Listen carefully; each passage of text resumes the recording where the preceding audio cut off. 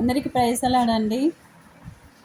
ఒక మంచి మాటను విన్నప్పుడు, ఆ మాటను స్వీకరించినప్పుడు, ఆ మాటను మనసులో నిలుపుకున్నప్పుడు, ఆ మాటను మన ఆలోచనలో పెట్టుకున్నప్పుడు, మనము ఆ మాట నెరవేర్చబడుతున్నప్పుడల్లా సంతోషిస్తాం. హల్లెలూయా! దేవుడికి మహిమ కలుగును గాక. ఈరోజు మన జీవితం అంతయు కూడా ఒక రక్షణ ఆనందం.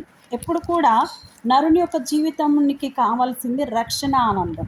ఆ రక్షణ ఆనందం ఎలా వస్తుంది? దేవుని వాక్యం ద్వారా వస్తుంది. దేవుడి వాక్యంలోని ప్రతిరోజు కూడా ఒక మాటగా నేను తీసుకున్నానండి. కీర్తనల గ్రంథము 1వ అధ్యాయం 1వ వచనము నేను చదువుతున్నాను. దుష్టుల ఆలోచన చొప్పున నడవక, పాపుల మార్గం నిలవక, అపహాసకులు కూర్చున్న చోటను కూర్చుండక. 1వ వచనంలో ఉంటుంది.